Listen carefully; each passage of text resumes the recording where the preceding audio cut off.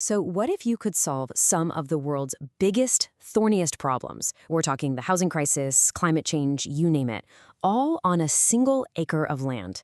Well, believe it or not, a really bold experiment is taking root right now in Bear, Delaware, trying to do exactly that. It's a plan to totally reimagine the very ground we live on. Okay, so here's how we're going to break this down. First, we'll get into the grand vision of this whole experiment. Then we'll meet the very unique council that's supposed to steer the ship. After that, we'll look at their four-part plan for making it all happen. And then, we got to get real. We'll see how this dream stacks up against a tough reality check. And we'll wrap up with a big question about what utopias are really for. All right, let's start with the big picture. Our story kicks off at a place called One Lake Drive. The whole idea is to transform what you might think of as a typical American suburb into something radically different, a sanctuary. And this is not just about building houses. It's about creating a place that's actually designed to heal, both people and the planet. And this right here, this is the question at the heart of it all. It comes from the project's founder, Lotus King, and it really frames this entire massive undertaking. It's challenging that basic idea that a house is just a box you live in. So what is this thing exactly? Well, its official name is an Interfaith Climate Sanctuary. And look, that's not just some fancy marketing slogan. It's a serious attempt to define a whole new kind of asset class, one where the return on your investment isn't just measured in dollars and cents, but in actual human and ecological well-being. But a vision this big, you can't just wing it, right? You need a pretty unique structure to guide it. And that brings us to the real core of this project, the White Lotus Council. These are the people designed to be the guardians of this entire experiment. The White Lotus Council is basically the governing body for the whole initiative. You can think of it as the project's North Star, its moral and operational compass.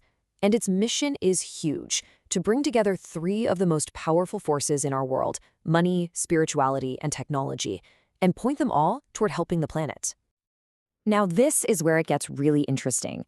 Look at how this council is put together.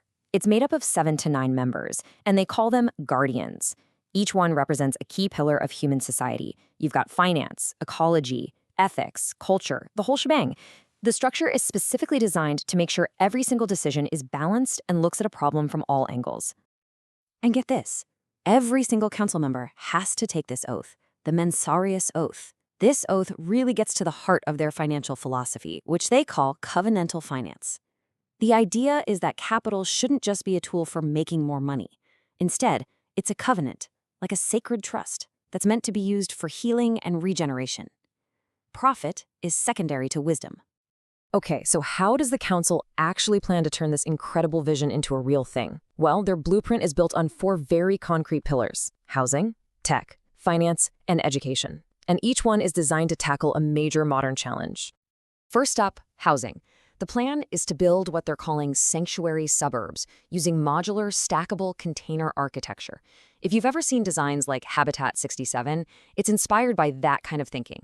The goal here is what they call dignified density, creating homes that are affordable, climate resilient, and actually build a strong sense of community. And they're targeting a price of around $275,000, which is way below the average in many places. Pillar number 2 is technology, and specifically an AI they've named LotusMD Tom. But hold on, this is not your typical Alexa or Siri. It's designed to be a digital chaplain. It's an ethical AI trained on world scriptures and deep moral philosophy. It's a fascinating and maybe, a little unsettling idea. An AI that's built not for convenience, but for moral guidance. The implications are just massive. Can an algorithm really help us be wiser? And what kind of guardrails you need for something that powerful? Pillar 3 is finance. To get this thing off the ground, the project's venture arm, Lotus Sanctum Capital, is looking to raise a $7 million seed round. This initial cash is absolutely crucial for buying the land and, building the very first physical prototype of the sanctuary. And the final pillar is education, which revolves around something they call the 7 skills. This is meant to be a universal curriculum that pulls wisdom from global traditions and turns it into practical, everyday life skills. The goal isn't to push any single religion, but to teach real-world competencies like mindfulness, taking care of the earth, and how to be an ethical leader. Okay, so that's the incredible, all-encompassing vision. It sounds amazing, right? But how does it actually stack up against a dose of reality? To figure that out, we're going to turn to an independent analysis that actually uses the project's own utopian index as a measuring stick. So, on their own scale, this utopian index that they designed to measure positive impact, the project gave itself a pretty impressive 92 out of 100. That score puts it in what they call the visionary executable category. But an independent review of the score raises some really important questions. The first big reality check is the governance. I mean, the White Lotus Council is an amazing visionary model, no doubt, but the analysis points out that it's completely theoretical. It's this super complex system that has never, ever been tested in the real world, which makes that near-perfect self-score seem, well, a little optimistic. Next up, the housing. The idea of affordable, modular communities is definitely a huge strength. But the project is walking right into some massive real-world obstacles. We're talking about navigating incredibly complex local zoning laws, getting all the right permits, and then dealing with potential not-in-my-backyard resistance from people who already live there. And that brings us to their global ambition. The whole model is explicitly designed so it can be franchised and copied all over the world. But the analysis points to a very simple, very stark fact. There's no proof it works. The very first community, the one in Delaware, it's still just a blueprint on paper. So we're left with this really fascinating tension.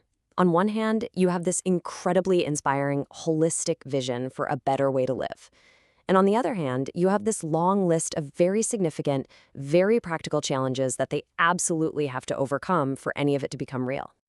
And this all leads us to one final provocative thought. Whether or not One Lake Drive ever gets built exactly as planned, its greatest value might just be in the sheer ambition of its vision. Is the purpose of a utopia to actually be built perfectly? Or is it to give us a blueprint that inspires us to dream bigger, to push the boundaries of what we think is possible for our own future? That, I think, is the ultimate question this whole project leaves us with.